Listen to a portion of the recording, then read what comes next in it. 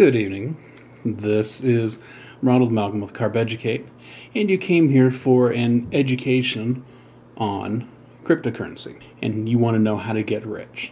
Well, let me tell you a little bit about cryptocurrency. Cryptocurrency is basically a complex mathematical value that is encoded, is recorded on a ledger. Now, it's a bit of an oversimplification, but really this is a value that is stored on a public ledger called a blockchain.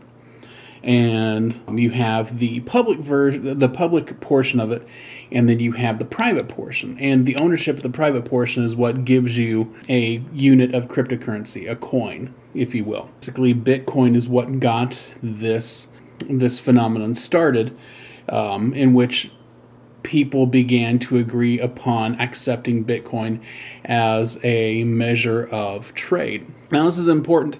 Cryptocurrency is somewhat in flux. For instance, the Internal Revenue Service in the United States doesn't recognize Bitcoin as a currency, but rather as property.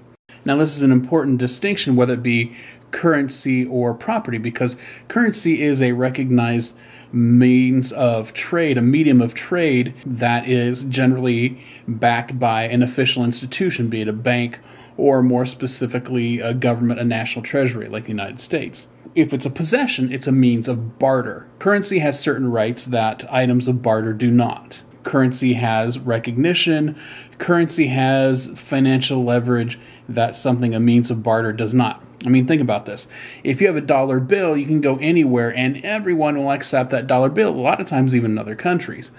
Whereas if you have a piece of property, its value is only something that you can personally convince someone else that it is. Like, a comic book or a mouse. Those only have the value that you can convince someone else, but it's not universally, it's not widely recognized as having specific value for a certain amount of trade.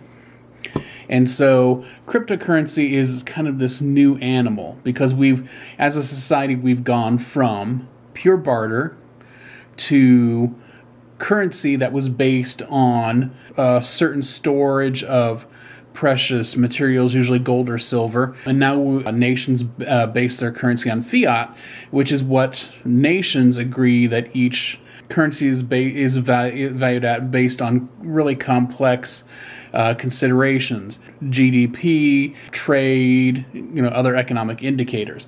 But it's still, even though it's fiat, it's not fixed to like the price of gold like the currency used to be. So how does one become rich on cryptocurrency? Well, if you want a surefire formula, and that's what you want, come here, I'll tell you. But don't tell anyone else. If you want a surefire way of getting rich based on cryptocurrency, go back in time to 2009 and buy Bitcoin. That's the only surefire way, is if you bought Bitcoin when it was 0.05 cents or whatever, and you bought 100,000 of them for $50. Yeah, you'd be really rich now and you've done a great thing. The thing is, it's really hard to get rich on cryptocurrency or any speculative venture because you are betting on what other people think something's going to be worth. You are trying to bet on their psychology. And that's true, that's true even for fiat currencies that are backed by established governments. If you're looking to make money shorting or going along on a currency, that's a very foolish, very risky bet. And it's a bet. It's not an investment. So here are some tips. 1, don't invest more than you can afford to completely lose. 2, don't mortgage your house to bet on cryptocurrency. If you're that dumb, you obviously don't deserve a house. 3, try actually getting rich by doing something else that's of value. Ask yourself this: what are you hoping to accomplish by pursuing a get-rich-quick scheme? You're going to say, well, I want to get rich. But really, are you looking to get rich or are you looking to get lucky? Think about how desperate you are.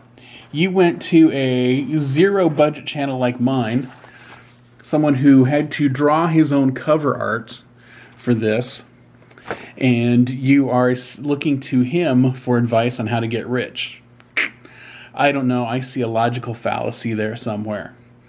And all these other people have YouTube channels who tell you how to get rich investing in cryptocurrency. If they knew that, what the hell are they doing on YouTube telling other people how to get rich on cryptocurrency? If I were rich, if I got rich doing that, my dumpy ass would be on a yacht. I'd be sitting back, swirling some iced tea because I'm not much of a drinker. Oh, I wonder what the little people are doing now. Okay, maybe I wouldn't talk like a constipated penguin, but still. Why? Why are you doing this? Why are you so desperate? Look to build value by creating something that you own that someone else wants, or do a side hustle. Do a couple side hustles. Hell, there are all sorts of opportunities, legitimate opportunities to go online and earn money via your laptop. Instead of looking for a get-rich-quick scheme, how many times have we seen this? In the mid-90s, there were infomercials, place a few ads and make $1 billion in real estate.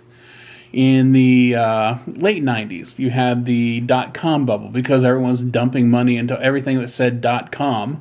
You know, it's kind of like the financial equivalent of all these record labels signing Pearl Jam ripoffs in the early 90s because everyone thought that alternative music, you know, as long as you pick up anyone who wears a flannel shirt and can bang out a few minor chords on a Les Paul, you've got a hit.